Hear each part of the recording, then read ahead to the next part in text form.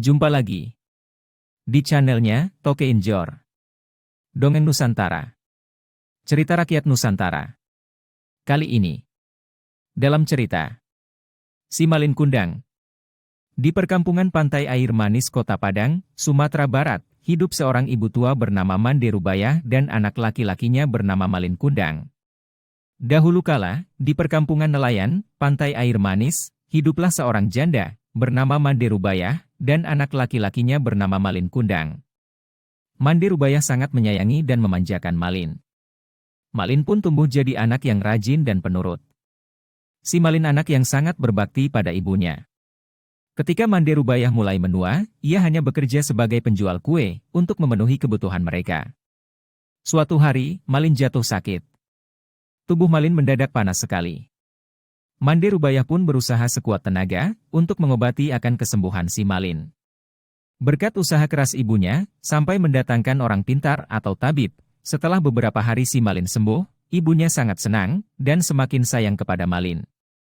Begitu pula dengan Malin, ia yang amat menyayangi ibunya. Setelah Malin dewasa, Malin berpamitan untuk pergi merantau. Untuk merubah nasib. Kapal besar, setahun sekali, merapat ke pantai air manis.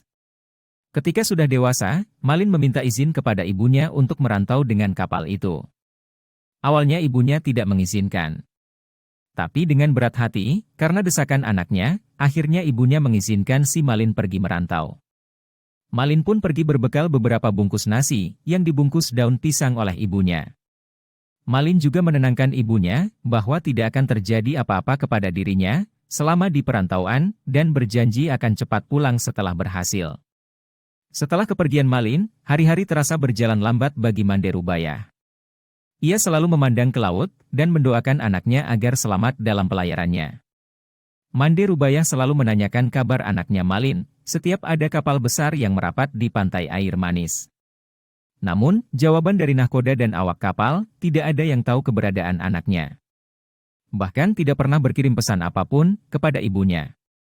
Doa Mande Rubayah yang tak putus-putusnya itu terus dilakukan sampai ia semakin menua. Saat ini, tubuhnya mulai dimakan usia dan jalannya mulai terbungkuk-bungkuk. Dalam hati Mande Rubayah, selalu berdoa dan selalu berbisik. Ibu sudah tua Malin. Kapan kau pulang nak? Rintih Mande Rubayah hampir tiap malam. Namun, Malin tak juga datang mengunjungi ibunya. Pada suatu hari, kapal yang membawa si Malin berlayar, berlabuh di pantai air manis. Nahkoda kapal yang membawa Malin merantau, memberi kabar pada Mande Rubayah, kalau si Malin sudah menikah dengan gadis bangsawan. Keyakinan dan doa Mande Rubayah diaminkan. Pada besok harinya, kedatangan sebuah kapal megah. Penduduk perkampungan menyambut gembira kapal itu.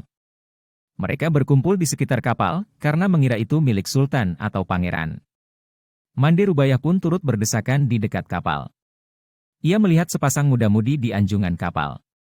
Pasangan itu mengenakan baju berkilau dan saling bercengkrama sambil tersenyum. Ibu Malin memperhatikan pemuda itu, dia yakin bahwa lelaki muda itu adalah anaknya si Malin.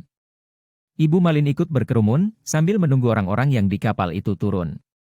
Melihat pasangan muda-mudi itu turun, ia langsung memeluk erat-erat, seakan takut kehilangan anaknya lagi.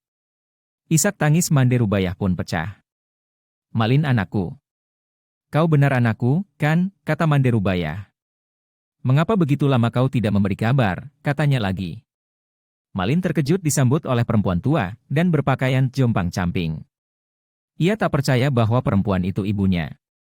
Malin, mengingat ibunya, adalah perempuan tegar dan kuat menggendongnya kemana saja, sehingga ia tak percaya dengan orang yang memeluknya itu adalah ibunya. Merasakan ada orang tua yang memeluknya, sehingga merasa